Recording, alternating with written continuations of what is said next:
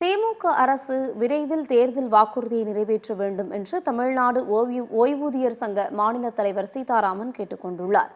கிருஷ்ணகிரியில் தமிழ்நாடு ஓய்வூதியர் சங்கத்தின் மாநில செயற்குழு கூட்டம் நடைபெற்றது. இதில் கலந்து கொண்ட பின்னர் செய்தியாளர்களை சந்தித்த சங்க மாநில தலைவர் சீதாராமன், திமுக அரசு ஆட்சி காலம் முடியும் முன்பு தேர்தல் அறிக்கையில் அறிவித்த வாக்குறுதிகளை நிறைவேற்ற வேண்டும் என்று வலியுறுத்தினார்.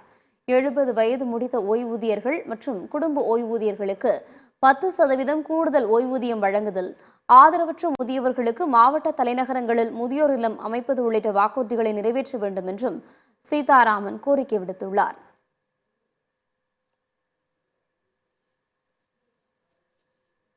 தேர்தல் அறிக்கையில் வாக்குறுதியாக வழங்கப்பட்ட 80 அகவை முடித்திட்ட ஓய்வூதியர் கூடுதல் ஓய்வூதியர்களுக்கு 10% கூடுதல் ஓய்வூதியம் குடும்ப ஓய்வூதியம் வழங்கப்பட வேண்டும்.